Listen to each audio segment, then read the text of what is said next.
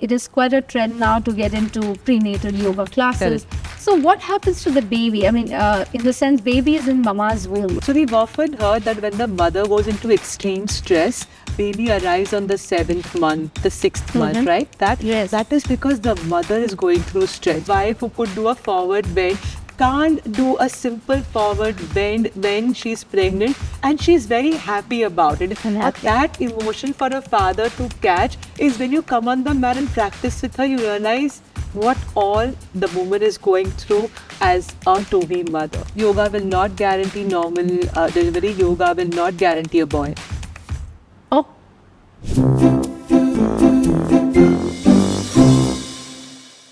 Namaste everyone. Welcome to the Giggles podcast. Today we have with us Supriya Baikekar, a certified yoga and meditation practitioner with over a decade of experience in teaching and healing. Through her work with Bay Yoga, Supriya guides people with experienced yoga, which is not just restricted to the mat, but which has become a part of their everyday living. Welcome, Supriya, to the show. Supriya, I had, always heard that yoga is really, really good for expecting mommies. And I've also heard that when you do yoga, there are certain, emotional, physical, psychological changes that come in, which affects the mother and the baby. So what has been your experience in that area? So when I teach to-be mothers, the first thing to understand is the baby is a part of you inside the womb and understands and catches every small change in your behavior, your thought process, everything the baby is aware of. We kind of think that they don't understand anything, which is very wrong. So what happens is when you get into prenatal, it teaches you to be grounded, more stable, more mindful. It gives you an exceptional connect to the baby to come. And that kind of makes your journey after the baby has come much easier, more stable, more relaxed, and reduces your anxiety because you are in tune with what is coming right from the beginning. So it kind of just falls in place over a period of time. And although everybody tries to tell you what's going to come, it's only you, when you experience it, you're going to go through it, right? And that is what yoga prepares you for, and in a very, very beautiful way. So when you say yoga, usually, we visualize yoga like you spread a mat and there are these asanas and there are these extremely difficult poses. So beyond that, is there yoga, and what is it? Absolutely. I think asana is the very first step of yoga, and what you're trying to achieve is a very holistic lifestyle.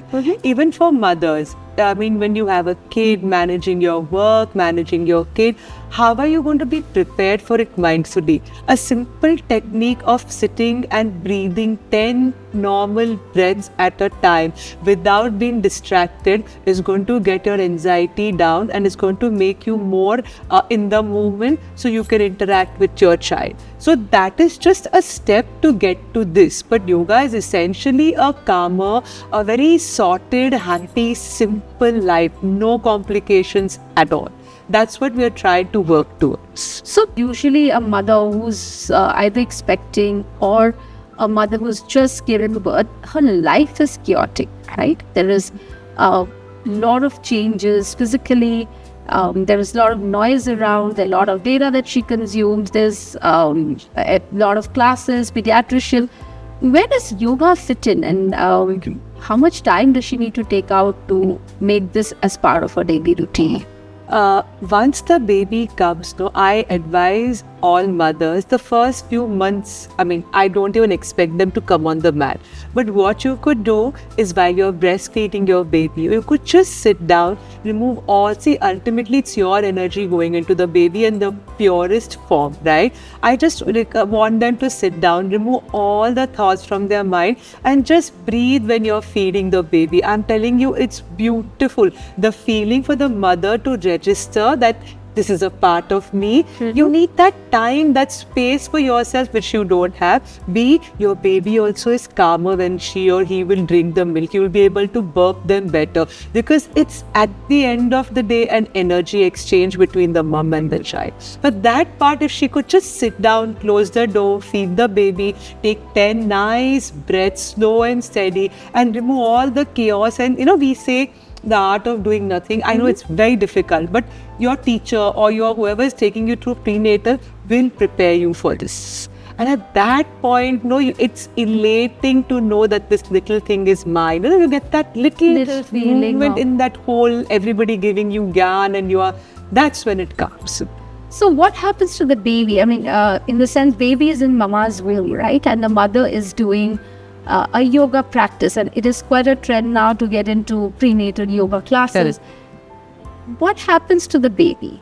And is there any kind of developmental advantages that the baby has, or it is only for the mother?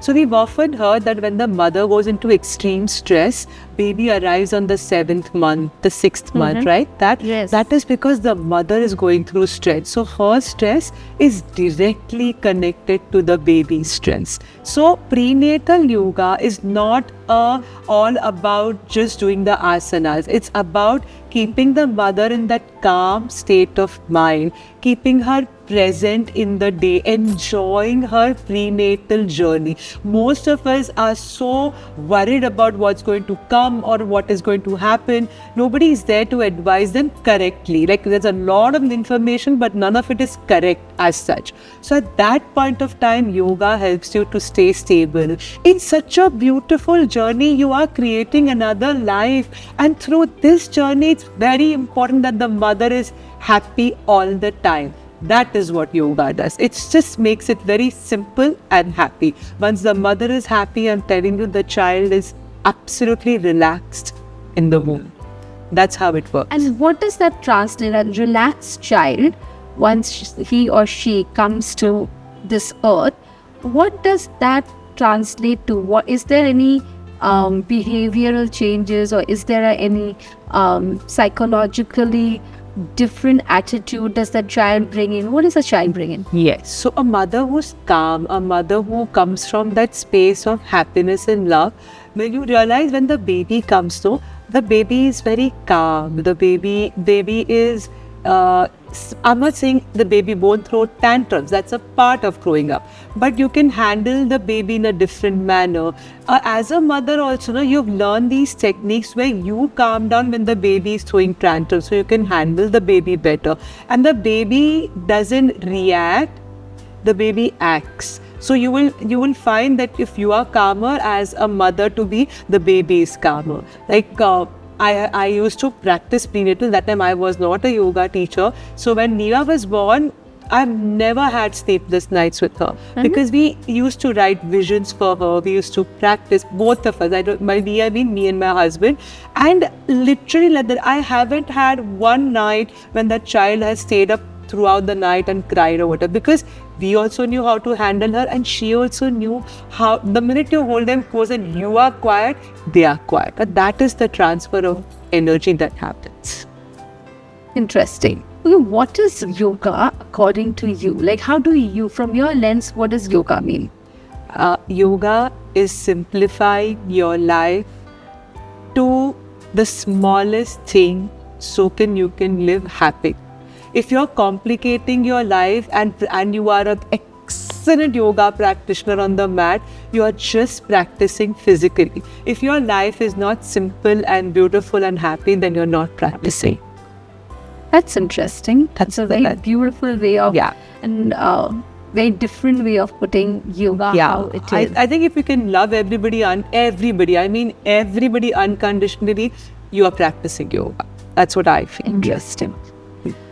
One more thing I wanted to ask, and there are a lot of myths that prevail with every part of prenatal bonding, or every activity that a mother does before giving birth or after giving birth.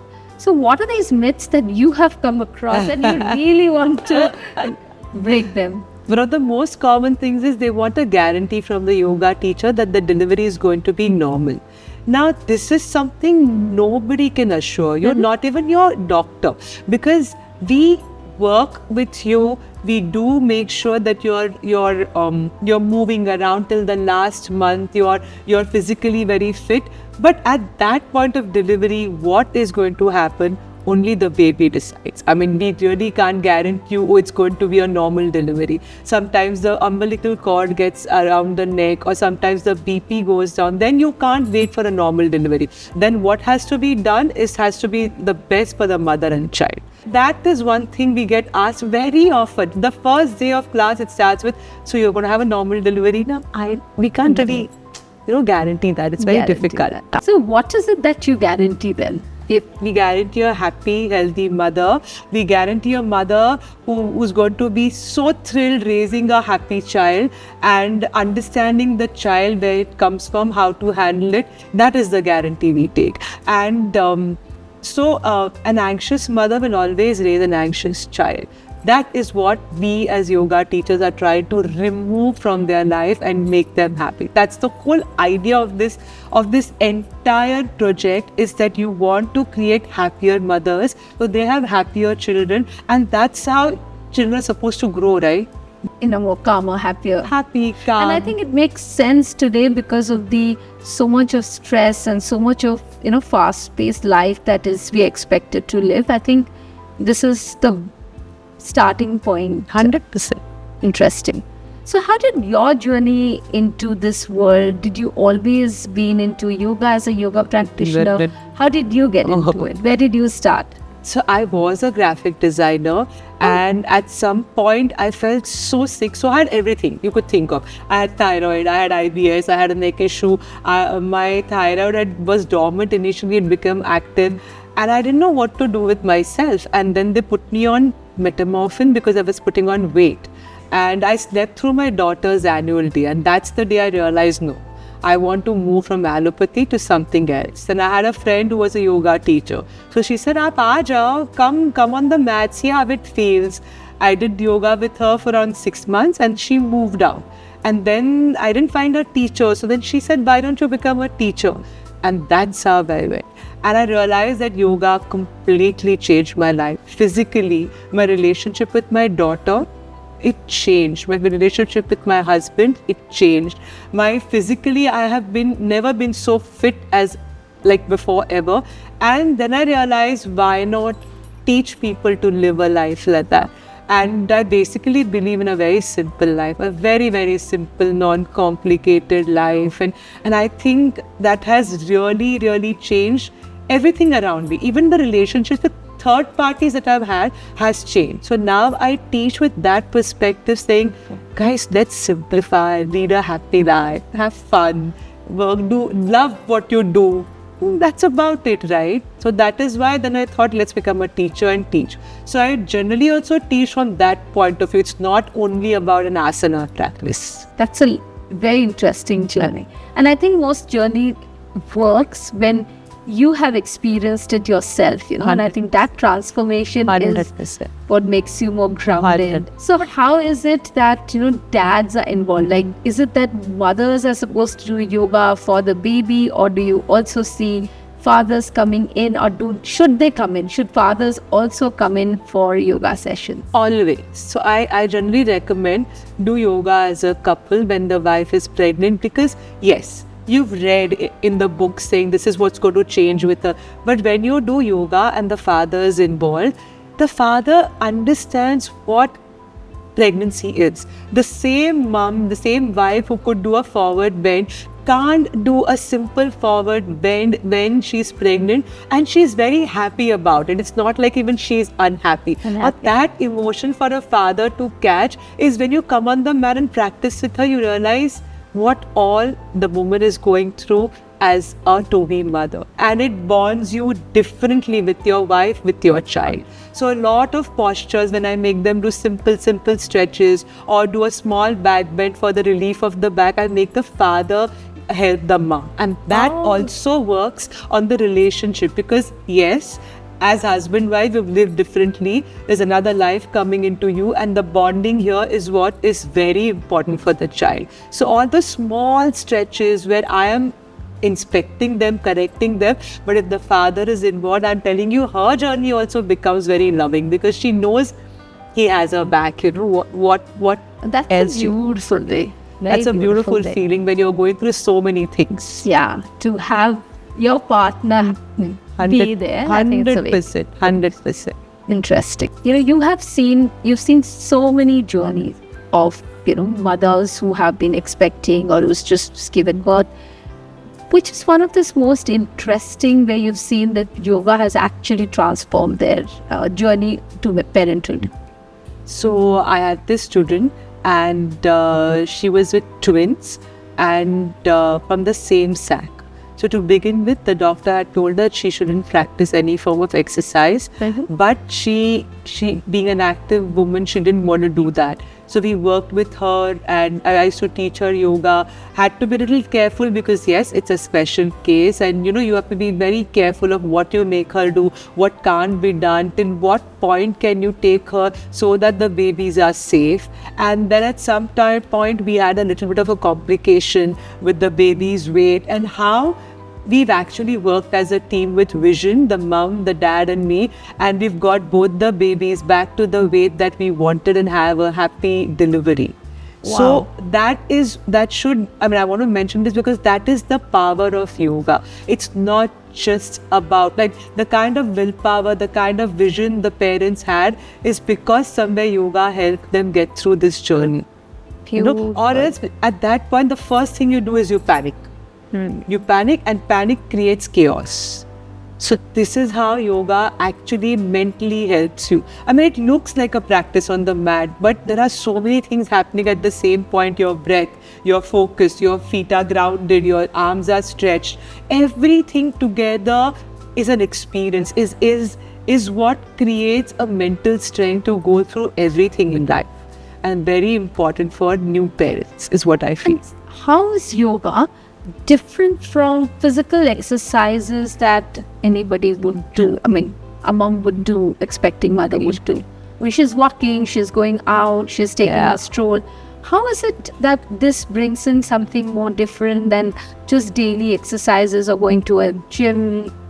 Your physical exercises is instant gratification. You immediately want muscles and stuff like that, and you're expecting something out of it.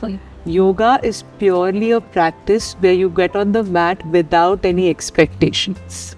Okay? So it teaches you to be patient. It teaches you, it gets a certain amount of discipline in you. It tells you and makes you understand to be in the moment and do everything mindfully. In today's world, we can't sit for 5 minutes without doing 3 things at the same time. So yoga is a practice because it's ongoing. It's never ending, okay? And there is never that, oh, my arms I can see my muscles. That's not what you're expecting out of yoga. Through the journey of yoga, your mental strength unknowingly develops. You won't even realize that you'll be in a situation and you'll realize, oh my God, I've handled this so differently because your teacher has taken you through that entire transformation of thought process through the medium of asana and pranayama, because that's the most easy to relate to. That is what it is. Where does the breath work? We've heard so much about breath work in yoga. So where does this breath work come for expecting mom in yogic practices? So every time that she does something, okay? Now what is breath? Breath is when you inhale and exhale. We are supposed to be breathing equally. When was the last time we were breathing an equal inhale and exhale? Because we're in such a hurry. But for a mom, when she's sitting down, okay, she's already doing 20 things at the same time. She's wondering what the baby is going to be. When you sit down and you breathe, it calms your nervous system. The minute it calms your nervous system, it directly calms your womb. The baby is in a happy state of mind. And 99.9% we try that the baby is in a happy state of mind, that the baby comes out stress-free. So it's all connected. Again, your spine is under so much stress because it's bearing the weight, right? Correct. How would you calm? I can't do backbench with you because it's not possible. Of course, every case is different. So how do you calm the nervous system, the spine, through the help of breath? So an equal breath, a very basic equal breath, is so calming, is so helpful when you're pregnant. And then the teacher, according to your capacity, will take you through different pranayams depending upon how much you can take or how comfortable you are. So that's how it's purely your nervous system. Okay. Nice. Have you seen, I mean, you are a mom yourself, so from doing it in the from the prenatal stage to say a long duration, do you see any impact, or can a person do a yoga in their early months and then do they have to still continue? No, I mean, it's not a compulsion, but yoga does help you. It's a lifestyle. It's a holistic lifestyle. Okay. So I believe that as a mother, if you keep continuing your practice, you're going to inculcate that strength into your child automatically. The child sees you, the child knows how the mom, because with the practice of yoga, you don't react, you act to a situation. Okay, reaction and action are very different things here. Sure. And the minute you develop a lifestyle like that, your child picks it up from you. So indirectly, you're creating a child who is strong, who doesn't panic, who knows how to be mindful, and who is a very happy, calm child. In today's world, who doesn't want that? So many things happening. It's a parent's dream, right? To have a happy, calm Child. Totally. I get you. I haven't seen a child who can sit and do nothing, and that's what you want. You literally want a child who can sit with yourself and do nothing, and that's what is going to come out of the mother's yoga practice. You know what I mean? Interesting. Very beautiful, actually, Yeah. and very deep in that sense. Yeah. It's not what we see as yoga. So I am drifted into a little different thought now. I would like to ask you, you spoke about the physical element. There are also elements of meditation in yoga. There are elements of visually guided meditations. How do that come into the play? What does visual guided meditation do for a parent to be? So, again, like I said, there is a practice where you do nothing.